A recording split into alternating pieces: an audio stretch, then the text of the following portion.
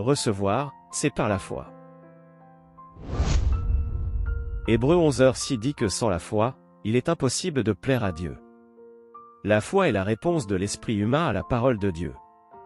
En d'autres termes, c'est le pas que vous faites suite à la parole de Dieu qui vous est parvenue. Dieu est un Dieu de foi. Maintenant, c'est différent de dire qu'il est un Dieu fidèle. Quand je dis que Dieu est un Dieu de la foi, je veux dire qu'il vit et opère par la foi, et il s'attend à ce que nous, ses enfants, fassions de même. Dieu est un esprit, et nous sommes aussi des êtres spirituels. Mais nous vivons dans un monde physique et matériel. Par conséquent, nous devons marcher par la foi. J'ai dit plutôt que lorsque vous priez, Dieu vous répond. Jean 5, entre 14 et 15 nous dit, c'est la confiance que nous avons en lui, que, si nous demandons quelque chose selon sa volonté, il nous écoute, et si nous savons qu'il nous écoute, quoi que nous demandions, nous savons que nous avons les pétitions que nous désirons de lui. En d'autres termes, après avoir prié ou demandé quelque chose à Dieu, votre rôle est de commencer à agir comme s'il avait fait ce que vous aviez demandé parce qu'il l'avait réellement fait. C'est ainsi qu'on reçoit. Vous recevez en acceptant que Dieu a fait ce qu'il dit qu'il a fait, et que vous avez déjà ce qu'il dit que vous avez. C'est la foi. Arrêtez de croire que Dieu va faire ce que vous lui avez demandé, voyez plutôt qu'il l'a déjà fait et commencez à agir de cette façon. C'est ainsi qu'on reçoit de Dieu, c'est la foi. Escale 1. Ce n'est pas pleurer qui fonctionne, c'est la foi. Rappelez-vous que la vraie foi fonctionne toujours. Si cela n'a pas fonctionné, ce n'était pas la foi. Chaque fois que vous répondez à Dieu par la foi, vous recevrez sûrement un miracle. Je suis toujours inspiré chaque fois que je me souviens du témoignage d'une chère dame qui a été guérie lors d'une de nos réunions de guérison. Elle est chrétienne depuis de nombreuses années, mais elle est devenue complètement alitée à cause de la maladie. De plus, elle souffrait de douleurs atroces tous les jours. Vous ne pouviez même pas la toucher, sinon elle se tordrait et crierait de douleur. Ils ont dû fabriquer un lit en bois sur lequel elle pouvait s'allonger, qui servait à la transporter. Dans cet état, ils l'ont amenée à l'école de guérison. Quand elle m'a été amenée sur l'estrade pour qu'on prie pour elle, j'ai compris qu'elle avait la foi pour être guérie. Pas étonnant, au moment où j'ai prié pour elle, elle a été guérie instantanément et elle a sauté de ce lit de malade.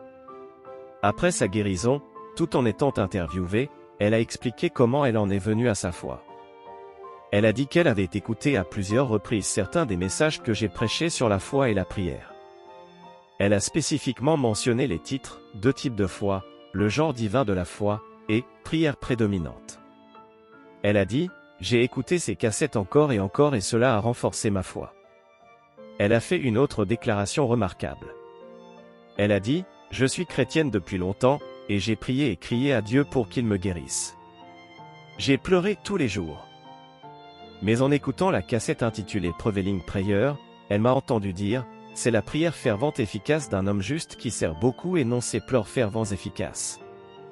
Ce message lui a fait réfléchir et elle a dit, j'ai arrêté de pleurer. Elle a appris en écoutant ce message que ses pleurs constants tous les jours n'allaient pas changer sa situation. Beaucoup parmi le peuple de Dieu ont besoin de réaliser cette vérité. Pleurer jour et nuit à propos de votre douleur ne changera rien. Ce dont vous avez besoin, c'est d'agir selon votre foi. Dieu n'a pas dit que les pleurs d'un homme juste sont très utiles, mais la prière. La prière efficace et fervente d'un homme juste est très utile, Jacques 5, 16. Cela signifie que c'est votre prière qui produit un résultat, pas vos pleurs. Maintenant, ne vous méprenez pas, je sais pleurer dans la prière. J'ai prêché un message intitulé « Try Tears », mais ce n'est pas de cela que je parle ici. Je sais qu'il y a des moments où vous priez et vous vous retrouvez à pleurer abondamment dans l'adoration et la supplication à Dieu. C'est une chose différente tous ensemble. Cette chère dame a dit qu'elle avait appris qu'elle n'avait plus besoin de pleurer et de supplier Dieu de la guérir comme elle l'avait fait pendant 6 ans.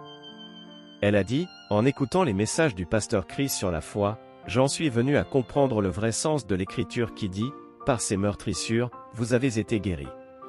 Alors quand je lui ai imposé les mains, elle s'est relevée instantanément guérie par la puissance de Dieu. Maintenant, elle enseigne aux autres la foi. Je veux que vous compreniez quelque chose, si vous êtes né de nouveau, vous n'avez pas besoin de souffrir un jour de plus dans votre vie. Vous n'avez pas à être malade, fauché, frustré, pauvre, malade ou infirme dans votre corps.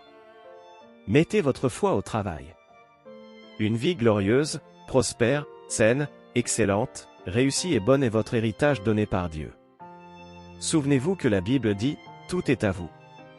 1 Corinthiens 3, 21. Cela parle de toutes les bonnes choses. Recevez donc votre prospérité, recevez votre guérison. Arrêtez de pleurer et de supplier Dieu de faire quelque chose pour votre cas. Il a déjà fait tout ce qu'il devait faire concernant votre vie et vous a amené à sa place de santé, de richesse et de gloire en Jésus-Christ.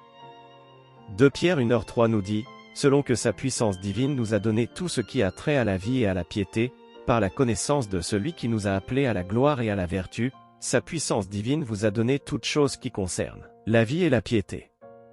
Cette écriture ne dit pas qu'il vous a donné certaines choses qui se rapportent à la vie, mais toutes choses. Tout ce que vous devez faire maintenant est de recevoir tout ce qui vous a été rendu disponible en Christ. La santé divine est vôtre. La prospérité est à vous. La paix durable vous appartient. Le succès, l'excellence et la belle vie vous appartiennent. Recevez-les dans votre esprit en les croyant, en les acceptant et en les déclarant de votre bouche, et regardez votre vie transformée en un instant. Voilà comment recevoir par la foi. Escale 2. La partie « Dire » de la réception.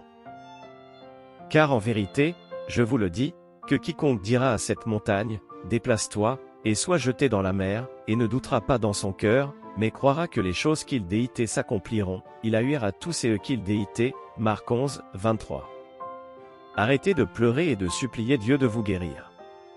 Au lieu de cela, dites « Je reçois ma guérison ».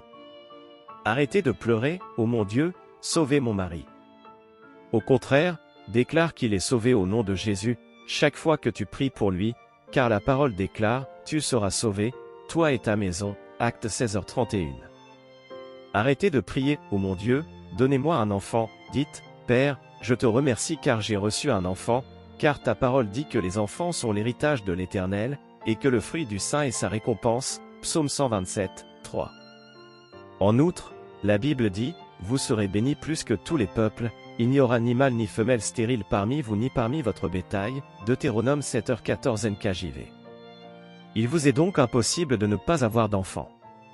Lorsque vous saurez cela, vous n'aurez plus besoin de prier, de supplier ou de demander à Dieu de vous rendre fructueux ou de vous donner un enfant.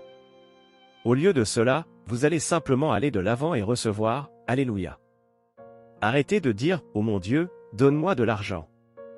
Au lieu de cela, dites, je suis riche, j'ai tout l'argent dont j'ai besoin parce que Dieu m'a accordé toutes les faveurs et les bénédictions terrestres en abondance. Par conséquent, je suis toujours, et en toutes circonstances, autonome.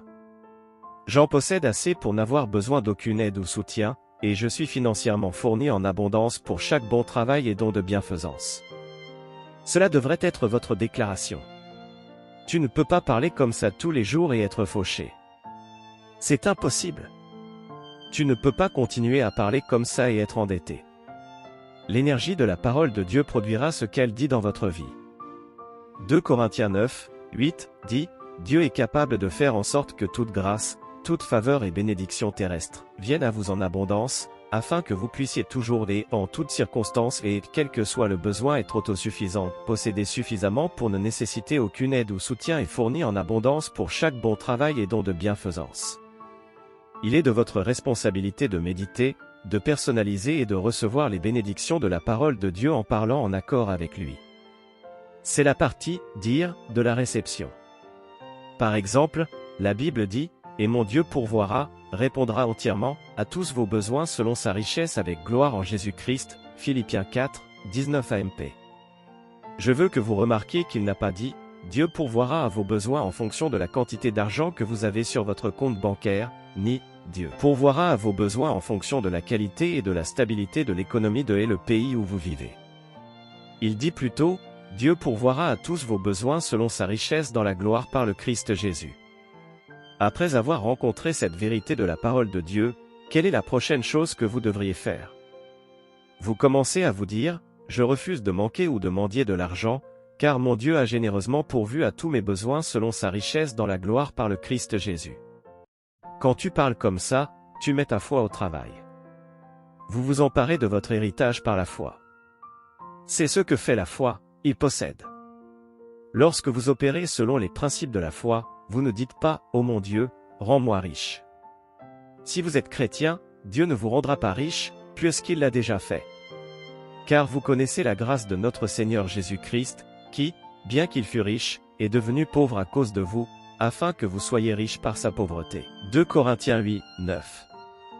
Vous devez observer quelques belles vérités dans cette écriture. Dieu laisse vous savez que vous n'êtes pas des pauvres essayant d'être riches, il vous a déjà rendu riche.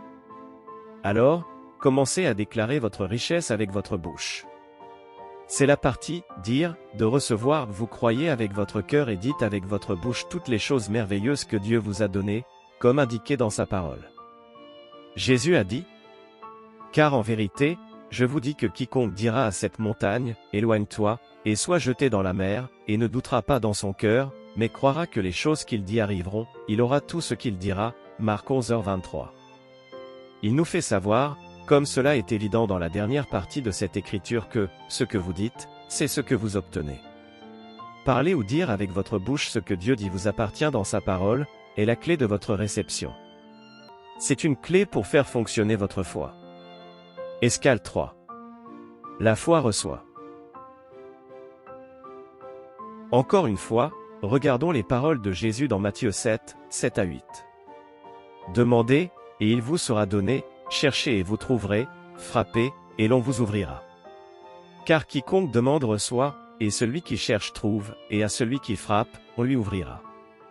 Ces mots sont les déclarations souveraines de la déité, ce sont des vérités absolues. Notez la manière dont le Seigneur associe la demande, ou la prière, à la réception. Le Maître n'est pas seulement intéressé par votre prière mais aussi par votre réception. Il a dit que tous ceux qui demandent, reçoivent, et cela vous inclut. Eh bien, c'est une loi dans le domaine de l'esprit. C'est un principe établi dans le royaume de Dieu auquel vous appartenez, vous êtes ordonné de recevoir des réponses à la prière. La Bible ne dit pas que celui qui mendie ou crie à Dieu, reçoit. Beaucoup d'enfants de Dieu prient et implorent Dieu de leur donner ce que la Bible dit déjà leur appartient. Si seulement ils arrêtaient de mendier et commençaient à recevoir. Laissez-moi vous dire quelque chose au sujet de la foi ne mendie pas, la foi reçoit. Souvenez-vous de ce que je vous ai dit tout à l'heure, prier sans recevoir est une religion et la religion ne vous donne rien, mais la foi reçoit tout, alléluia. Ne soyez pas religieux dans votre façon de penser. Ne passez pas beaucoup de temps à vous exercer dans la prière sans comprendre comment recevoir. Cela ne mènera qu'à des frustrations. Jésus a dit à propos des gens religieux, ils pensent qu'ils seront exaucés car ils parlaient beaucoup, Matthieu 6h7. Vous devez savoir que le volume de vos paroles lorsque vous priez n'est pas ce qui émeut Dieu, c'est votre foi qui attire son attention. Croire et accepter que ce qu'il dit est à vous, ce qu'il dit qu'il a fait, il l'a fait, et donc agir de cette façon est ce qu'est la foi. La foi c'est croire, approuver et recevoir la parole de Dieu comme la seule vérité. Votre foi ne fonctionnera pas si vous arrêtez simplement de croire ce que dit la Bible. La foi croit, reçoit et donc parle. La foi est un possesseur. Vous devez toujours justifier votre croyance en y ajoutant quelque chose, et c'est la foi action, qui est démontrée par votre parole.